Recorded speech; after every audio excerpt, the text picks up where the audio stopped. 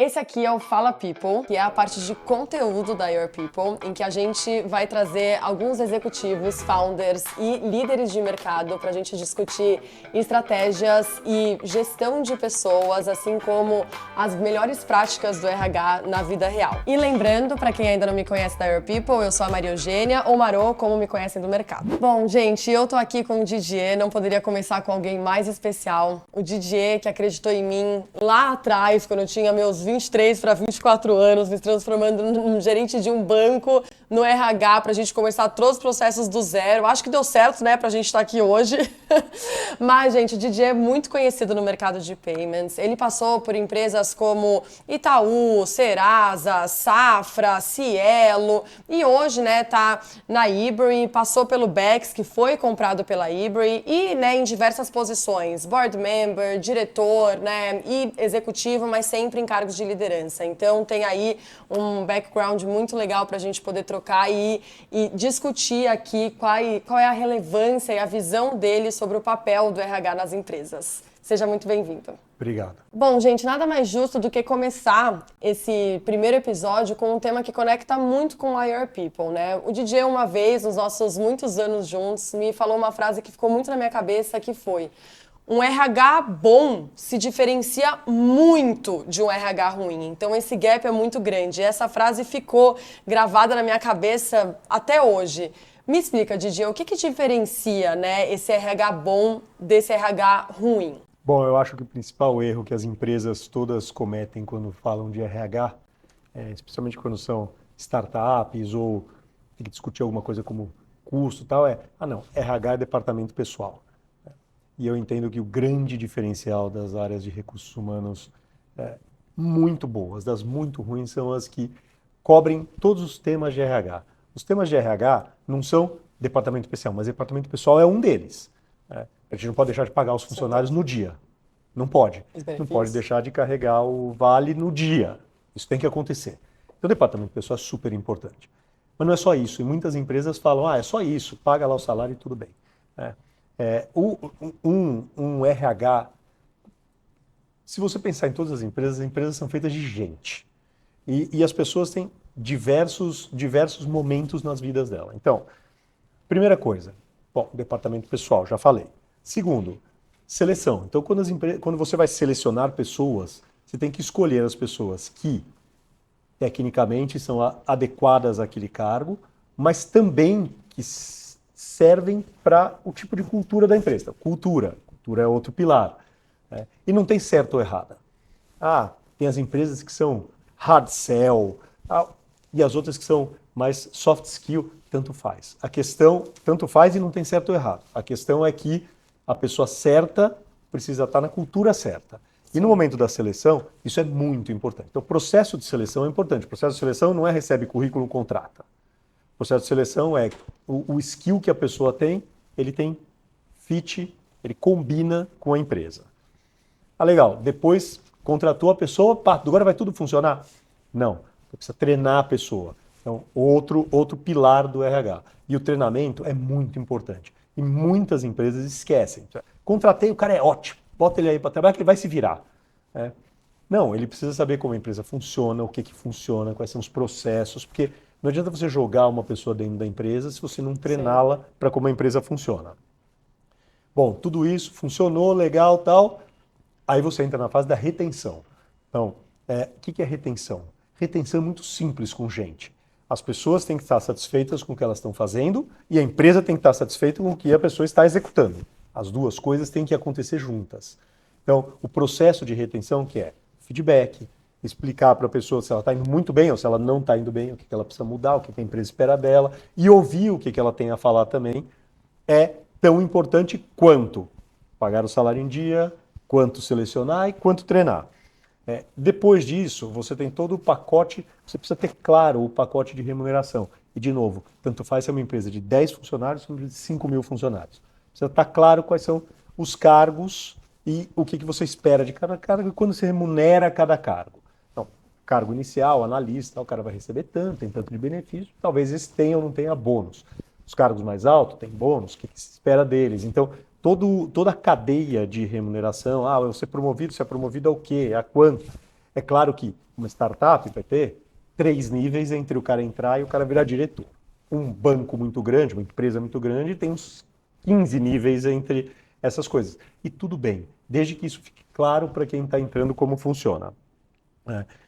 E isso tudo, e como é a governança de RH. O que é governança de RH? O outro grande erro que as empresas cometem é: eu vou avaliar você. É uma opinião de uma pessoa sobre uma pessoa. Mais uma vez, não importa se é uma empresa de 15, 100, 5 mil, 10 mil, 100 mil pessoas. É importante ter um processo, uma governança do processo de gestão e avaliação de todo mundo. Então, você precisa saber avaliar. O ideal é avaliar sempre em colegiado, para que não tenha nenhum tipo de favorecimento ou de desfavorecimento, né?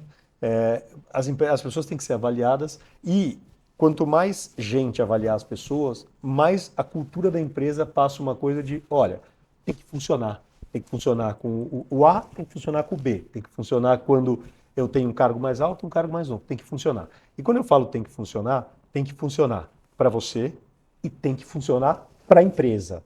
Então, da mesma forma que não existe, eu estou te contratando, faz o que eu estou mandando e acabou, também não existe, eu não concordo com o que essa empresa faz, a empresa tem que mudar. Não é assim que as coisas funcionam. Precisa funcionar para a empresa e para as pessoas. Então, resumindo, acho que a diferença é quem entende RH como uma área de uma dessas verticais, em geral, comete erro de gestão. Quem entende RH como esse pacote inteiro faz o processo bastante bem feito entre as pessoas que estão lá dentro. E não depende do tamanho da empresa. Eu acho que essa é a parte importante. Como você falou, a gente começou a montar, a gente tinha 40 pessoas, depois eu trabalhei em empresas de muita gente. Então não importa se é pequena, média ou grande. Quando você fala de RH, você tem que olhar para todos os pilares de RH, esses que eu acabei de citar. Não, e faz todo sentido, e eu acho que, né, todos esses pilares, você tem esses pilares, né, tanto até para atrair as pessoas certas, então você criar esse processo de talent acquisition certinho, desde o que você está vendendo para fora até, então isso aqui que a gente está fazendo, por exemplo, se a gente estivesse falando sobre a sua empresa, também seria uma forma da gente captar, por exemplo, né, então como que você atrai essa pessoa certa, até para você não perder tempo no processo seletivo para ambos os lados, né, e também o depois, esse treinamento, esse onboarding bem feito, né, e esse processo de avaliação justo, essa transparência, é a tal retenção que também faz as pessoas ficarem e se entenderem ali. Pode não concordar com tudo, mas que bom que as pessoas conseguem ser comunicadas e talvez compreenderem o que está sendo feito ali, porque elas se encaixam naquela cultura que está bem estabelecida, porque existe um RH ali garantindo que aquela cultura que a empresa acredita está pairando, vamos colocar assim, na empresa como um todo. Muito bom. E aí, perguntando, né, no negócio, qual é o impacto que você acha que isso gera a partir do momento que você começa, né, ou constrói todos esses processos de RH de uma forma fluida? Bom, eu acho que o impacto é imenso. A enorme maioria das empresas depende de gente, né?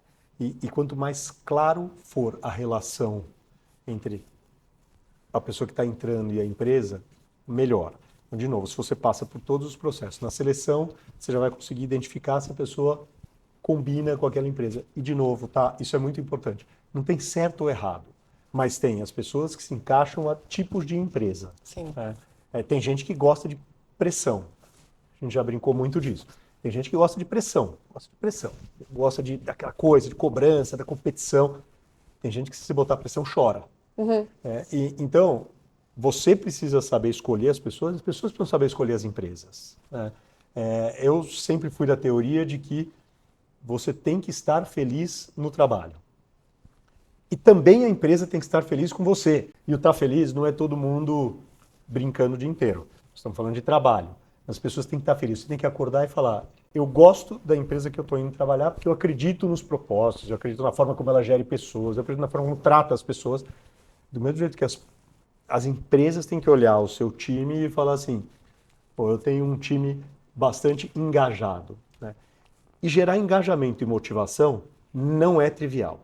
Não é trivial. E, de novo, não tem certo e errado. Agora, Se a gente não olhar todas as verticais do RH, não olhar, se a gente olhar só para uma. Ah, mas eu pago um bom salário.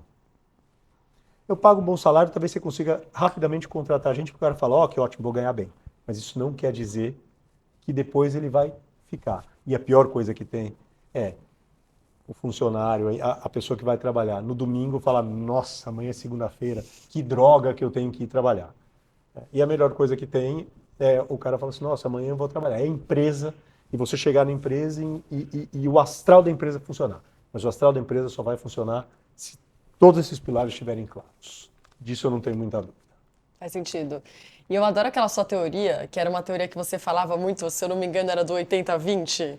Me conta um pouco pra gente sobre essa teoria, que eu acho que é legal pra galera ter de dica. Essa é uma teoria matemática bem antiga, né? Do 80-20. É claro que quando você está conversando com todo o teu time, e mais uma vez, tá? Não importa se todo o teu time são 10 pessoas, todo o teu time são 50 mil pessoas. Você vai olhar em geral e você tem que ter 80% das pessoas tem que estar, quando você vai falando, as pessoas têm que olhar e falar assim, é isso, também acho, tal. E claro que vai ter 20% das pessoas que falam, não concordo nada com o que ele está falando, né? Mas você tem que conseguir ler a empresa, os líderes têm que saber ler as empresas e falar assim, tá, 80% desse time está bem alinhado com todas as nossas, com a nossa cultura, com a nossa forma de agir, com a nossa forma de avaliar as pessoas, com a nossa forma de remunerar. Né? E é claro que vai ter 120% que não vai estar. O problema é quando isso se inverte. Se você está tocando um negócio, tem 80% das pessoas que estão insatisfeitas, tem alguma coisa errada. E, às vezes a coisa errada não é a empresa, nem a pessoa. A coisa errada é que aquele grupo de pessoas não fit no que a empresa espera que eles façam. E Didi, ainda indo para essa, né, diferença de um RH bom e ruim, o impacto no negócio, o que te faz olhar para um RH e pensar, eu quero essa pessoa sentada na mesa de tomada de decisão junto comigo? Essa é uma boa pergunta. Mas para mim é bastante claro que são os RHs que conseguem cobrir todos esses pilares.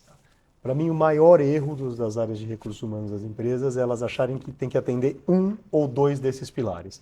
Então, o que me faz... E, de novo, vou repetir porque eu acho muito importante. As empresas são feitas de gente, de pessoas. Né?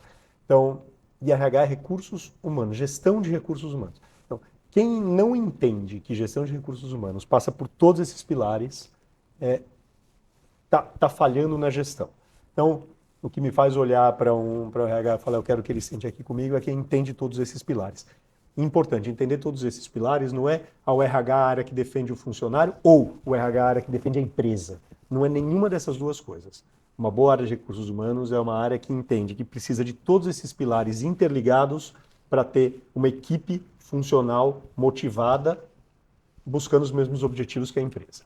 E por isso defende, entre aspas, uma parte ou outra, né? Assim, mais ou menos. E eu acho que essa é uma parte interessante, porque acho que o papel do RH é estar lá, às vezes, batendo na tecla dentro da mesa, né? Falando assim, gente, isso aqui vai contra o que a gente estabelece de cultura e, né, protegendo os funcionários ali, exatamente fazendo essa retenção, só que ao mesmo tempo explicando para os funcionários alguma decisão para fazer essa retenção mesmo quando alguma decisão está indo contra aquilo, né? Então, acho que isso é um papel bastante importante de blindagem que o executivo de RH tem como um dos principais papéis, né? Uma boa área de RH sabe trazer para o board quais são os pontos que estão pegando, as coisas que incomodam as pessoas, mas saber levar para as pessoas o porquê que essas decisões estão sendo tomadas e por que a empresa está indo para esse caminho ou para aquele caminho. Se o RH se posicionar como eu sou defensor das pessoas que trabalham lá, não vai funcionar. Mas também se ela se posicionar como, não quero nem te ouvir, o que a empresa quer é isso, faz aí, também não vai funcionar. Então, para mim, o grande gestor de RH é quem sabe fazer esse equilíbrio. E é uma posição complicada, porque você não pode nem ser... não, eu estou aqui só para fazer conta, número, você é um número e acabou. Mas ela também não pode ser, eu estou aqui só falando porque as pessoas estão infelizes, porque não tem o café na máquina. Sim. Não é nenhuma dessas duas coisas. Então, para mim, é uma posição bastante estratégica na empresa. E esse é um outro erro que eu acho que as empresas cometem. Não ter um gestor forte de RH junto com o grupo de decisão. Essa pessoa precisa entender por que o grupo de decisão está tomando aquela decisão para poder fazer isso chegar no time. Ao mesmo tempo, que pode fazer chegar nessa mesa, vocês estão falando isso aqui, mas não é o que a turma lá está vendo, não é o que eles estão falando. Então tem um desalinhamento entre o que vocês acham aqui e o que está acontecendo lá. E você só consegue fazer isso, mais uma vez, vou repetir porque eu acho importante, se você cobre todos os pilares, tá? E aqui para dar mais um exemplo, tá tudo certo, gente, o pessoal tá achando o máximo e tal, só que a gente atrasou 3 dias o pagamento do salário. Problema. Você pode querer comunicar o que você quiser. O cara está recebendo o salário dele 3 dias atrasado, acabou qualquer tipo de comunicação. Confiança. Então, todos os pilares têm que funcionar. Para dar um outro exemplo de seleção. Botei 20 pessoas para dentro essa semana. Nenhuma das pessoas tem o perfil da empresa. É óbvio que vai dar. Perfeito. E eu acho que assim, né, falando sobre empresas são feitas de pessoas, talvez uma última pergunta mais técnica que eu vou te trazer aqui, nessa onda de IA que nós estamos, né, acho que como que você enxerga o papel do RH nessa frente, né, então fazendo esse equilíbrio junto com a inteligência artificial a gestão das pessoas que estão ali mesmo fazendo alguns trabalhos. Essa é uma boa pergunta. Precisaria de umas 14 horas para responder. Mas, gente, IA veio para ficar. Tá? E eu não sou da tese de que isso vai substituir todos os seres humanos e nem sou da tese de que isso vai morrer e isso é uma bolha. Eu não acho que é nenhuma das duas coisas. Eu acho que veio para ficar. E aí, as empresas precisam saber usar isso a favor da gestão de pessoas. Pode ser que mudem cargos? Pode. Pode ser que aquele cargo seja substituído por uma IA? Pode ser. Mas provavelmente vai ser criado um outro para alguma outra coisa. E a quantidade de eficiência que você gera com algumas ferramentas de IA, por exemplo, quando você dá um feedback, ela grava o feedback, depois ela já te dá um resumo do feedback. Você ganha muito tempo de ficar fazendo relatório para concluir como foram os feedbacks com as pessoas. Essa ferramenta hoje já existe, ela é maravilhosa. Maravilhosa. Então, mas tirou o papel da pessoa que ia... Tudo bem, tirou esse e vai criar um outro. Então, eu não tenho muita dúvida que IA veio para ficar, ao mesmo tempo que eu não acho que IA vai substituir tudo e todo mundo no planeta. Concordo.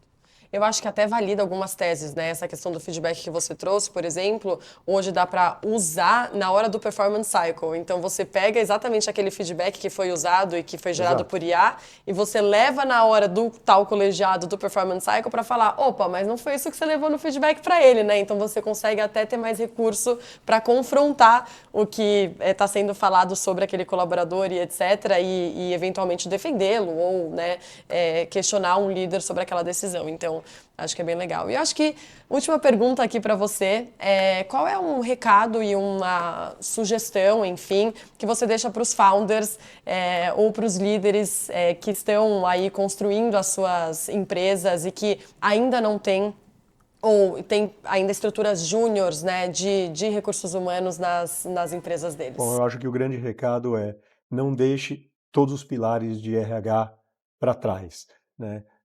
É muito comum, não, eu estou começando, eu só preciso ter uma área de departamento pessoal para pagar o salário. Não é, porque essa é a hora que você está contratando, é a hora que você está crescendo, é a hora que é mais importante você acertar na seleção, se acertar no treinamento, se acertar na cultura da empresa. Então, eu acho que o grande recado é cubra todos os pilares de RH desde o início. Não deixe para fazer isso, eu não preciso de treinamento agora, só daqui 2 anos. Não precisa. Ele pode ser simples, ele pode ser uma coisa meio qual é o nosso business agora, mas precisa ter.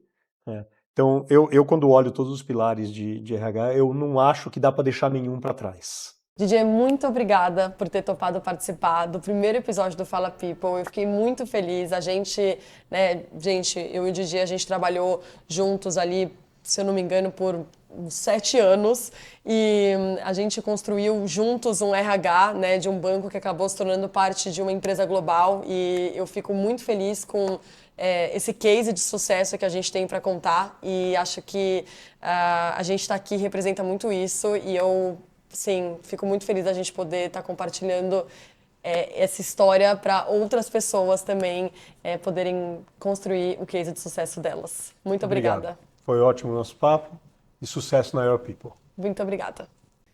Bom, pessoal, esse foi o primeiro episódio do Fala People. Eu espero muito que vocês tenham gostado.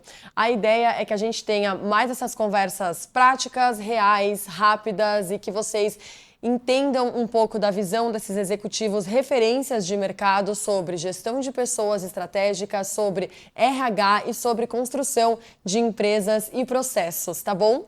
Então, fiquem por aqui porque vem muito mais. Até a próxima!